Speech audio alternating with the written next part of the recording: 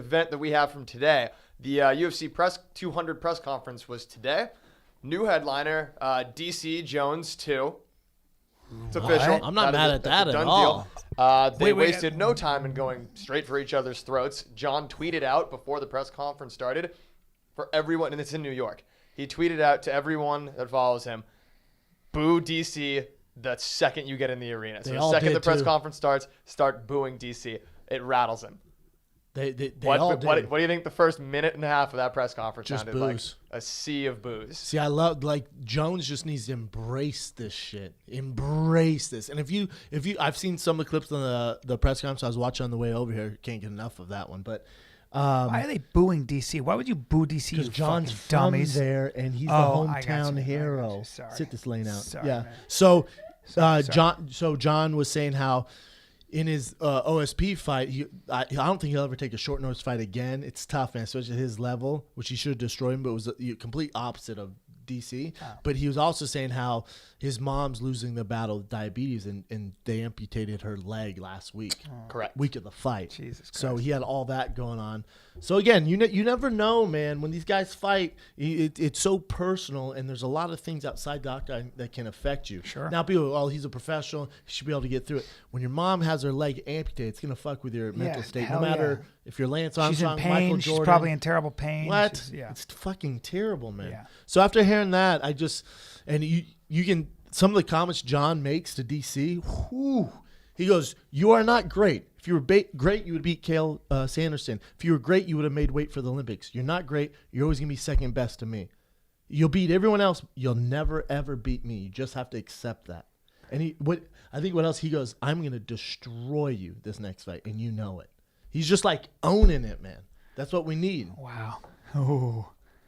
Oh. That's a great. It's a good save for UFC 200. When is UFC 200? July? That's Early so. July. Put it into, I mean, it's a good save, but put it again into a little bit of perspective of what we were talking about with Frank. Conor's UFC 200 press conference with Nate had around 300,000 viewers live streaming it at the time. This one peaked at around, I think, 30,000. Oh my Shit. God. Well, It was Conor. last time I checked, it was holding steady at around 30,000. One's a crossover.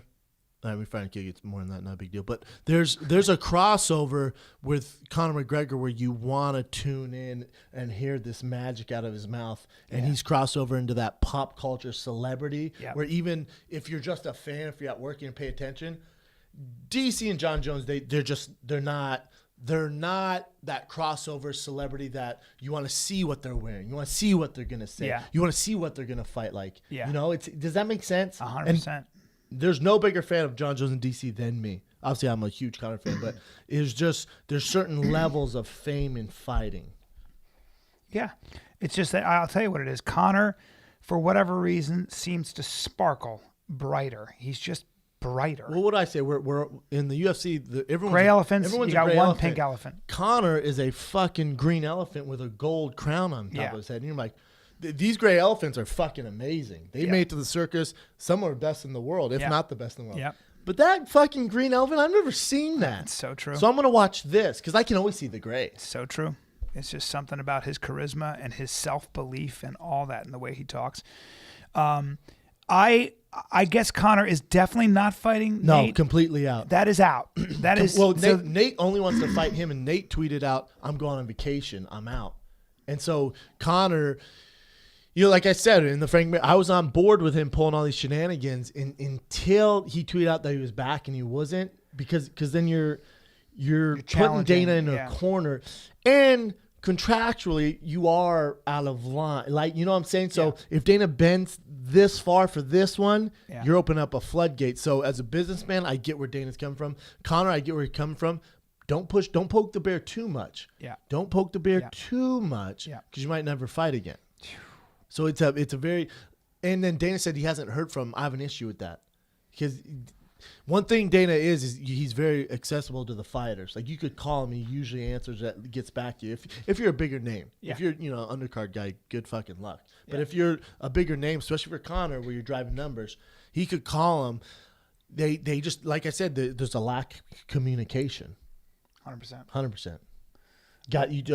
It goes back to two brothers who won't, talk to each other. It's an ego thing. Two egos, and they both need each other. You're crazy. Like they both need each other. Dana said in the press conference, the show goes on. Well, we keep rolling. You do, but I mean, even this press conference, like Evan said, the numbers, the show ain't rolling like it should. You know what? This also may be this. I tell you, I think it's also possible that Conor realizes he can't beat Nate. Conor realizes this is just too much to handle, too much of a gamble. And I think whether it's subconscious or it's conscious, I think it's a way out of this fight. He'll make amends and come back and fight at 45. Well, Dana also said the fight with Nate is they're never going to fight again. Thank God. Your next fight is at 145 for the belt, or otherwise you're not fighting. There you go. That's not a bad concept, B. I'm not mad at that idea. I think. I didn't. For me, it was just a no-win situation. Like you beat him, you guys are gonna have to fight a third time, most likely.